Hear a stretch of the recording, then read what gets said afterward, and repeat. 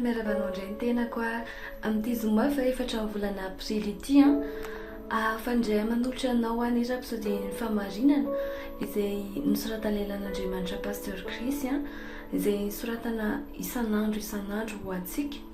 Fa marasanao indray za anaraka hatramin'ny farany ny rapsodiny famarinana antsika androany izay mitondra lohateny hoe Misy Tombony ny Asa Mafy Rehetra. Ao amin'ny ohabolana toko faefatra ambin'ny folo andiny fahatelo amby roapolo dia milaza ny fisasarana rehetra misy valiny avokoa fa ny mpaniratsira tsy mety miaina dia anarina mafy aza. Hoy izy fanazava lelan'Andriamanitra an'izay tenin'Andriamanitra izay hoe ny andiny fanokafana dia mampifanohitra tanteraka ny fiasana mafy, ny fahazotoana amin'ny resapoana na ny akamoana. Ny mpanao resapoana na ny kamo dia mirona makany amin'ny fahantrana. Ny teny hoe tsy fisiana dia mitovy amin'ny hoe fahantrana ihany. Tsy fahampiana, filana, tsy manana.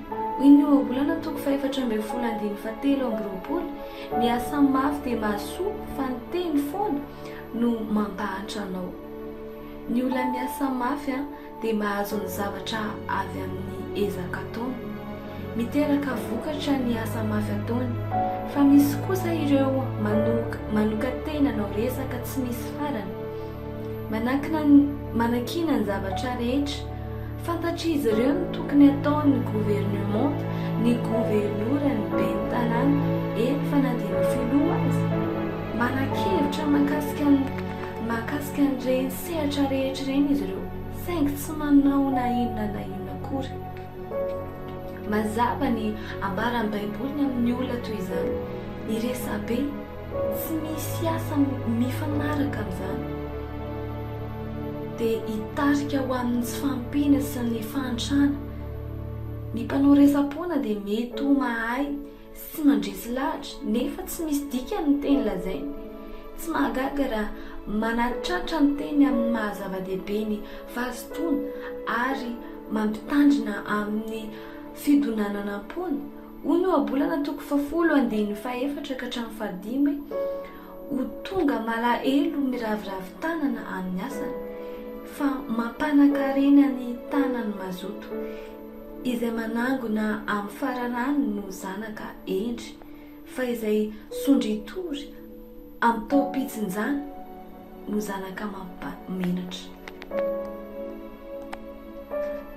Hoy ny ohabolana toko faharoa ambin'ny folo andiny fahaefatra amby roapolo dia milaza ny fifanoherana mampiavaka ny mazoto sy ny kamo. Hoy izy, ny tanany mazoto no anapaka, fa izay miraviravy tanana dia ampanompoana.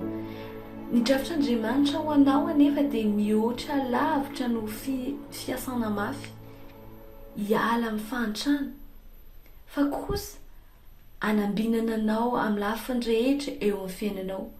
Aseho mazava tsara izany ao amin'ny jaona toko fahatelo andiny voalohany ka hatramin'ny faharoa. Hoy izy, ry malala mangataka ao mba ho ambinina sy ho salama amin'ny zavatra rehetra anehinao tahaka izay nanambina ny fanahinao koa.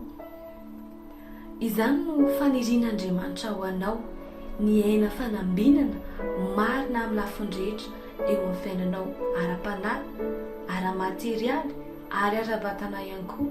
Noho izany misy hafidianany hamokatra, mandraisa anjara amin'ny zontom-po amin'ny asanao na ny fandraharahanao ary amin'izay niantson'Andriamanitra anao.